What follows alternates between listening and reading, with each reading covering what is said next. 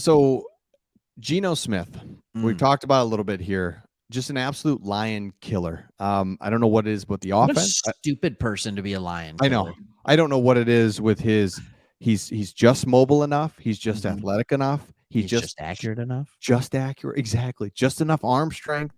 Just enough to put the hurt on us year after year. It's so weird. Why is he such a bad matchup for us? So I was thinking about this a lot. And I remember last year watching him just pick us apart. And last year, actually, what really picked us apart was Kenneth Walker Jr. Mm-hmm. And that opened up everything on the play action. This year, we held the run game a little bit more in check. I Yeah. mean, Kenneth Walker went 17 carries for 43 yards, Yeah. right? So, like, we held that in check, but the play action still worked, which doesn't make a ton of sense. And so you have this going on, and you're like, all right, what are we looking at? But I don't think it's necessarily just Geno. I think it's the offense. Mm-hmm. I think Aaron Glenn has no clue how to defend this offense. And part of the reason is because this offense is so multiple. Yep. They have a great running game. They have 3 good wide receivers. They have 2 capable tight ends. They have a decent offensive line. So they can beat you however they want. So they can pick apart your weakness. What I'm going to ask you this question. We already talked about it. All right. Not in this segment. What was our weakness on defense today other than injuries? What one player? Oh, yeah. Jerry Jacobs. And they killed him. In our D line, and just hats off seriously to Seattle, though, Absolutely. because what you could do with Geno, you could be 4 wide and you could be in shotgun and you could just say, all right, pick them apart. But no. And this is what I just don't understand why more offenses don't do this. It's play action, it's rollouts, it's all kinds of things. And how many times, I mean, I would love to see the next gen stats on his average length of throw was seriously probably right 4 yards. And then it was just little crap, and then those guys would take it 7 yards, and it's 2nd and 3, and it's like, oh my gosh, I can't watch this. And so I give Seattle a bunch of credit that the way that they use Geno Smith, but I mean, even the few times that we got pressure, it's like, get him, and we couldn't. I don't think we brought him. Well, we did that last sack, but we didn't hit him as he threw it. I mean, he just couldn't even get close to him. It was so weird, man. I hated it. Yeah. Yes. Here you go. Same. And so, and I want to show this a little bit because you look at Geno. By the way, can we just talk? We'll talk later. Goff was awesome. Yes. But 32 of 41. Are you kidding me? Like 32 of 41 for 328, 2 touchdowns, no mistakes, no sacks. He was never sacked. He was never picked. By the way, Kirby Joseph could have had a pick. But that was the only one where it's like, oh, that could have been a pick. That was the only one. Yeah. There weren't many balls that were like batted down, tested or batted down. Yeah. It was either he threw it away or it was a complete pass. And how frustrating is that? And by the way, it wasn't until the 4th quarter that he had 3 or 4 incompletions in a row that he got that. I mean, he was sitting there at like 22 of 26, 25 of 30, like just killing us. Hard to watch. And yeah, I That's would by love 1,000 throws in one sack, and the sack was, I get why he did that, and because otherwise we don't sack him. We don't. It's really weird to see. And on top of that, I think we did him a lot of favors. We fumbled. We give him the ball right out of halftime. Here you go. It's our turn, but why don't you guys take it?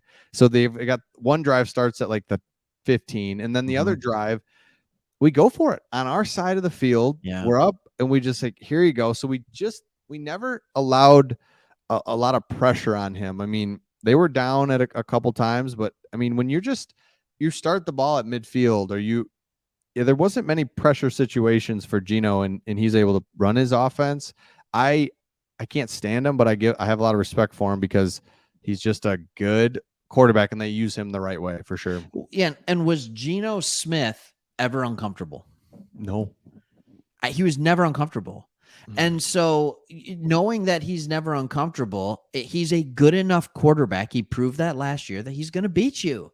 He's just going to beat you when you never make him uncomfortable. And I think we have to say this too. I made a video going in, and I don't know if you made a video similar to this going into the game, where I talked about how this is the game where the Lions prove they're for real and that this defense is different. Seahawks can't run the score up on us because we now have talent in the secondary. That's right. Right.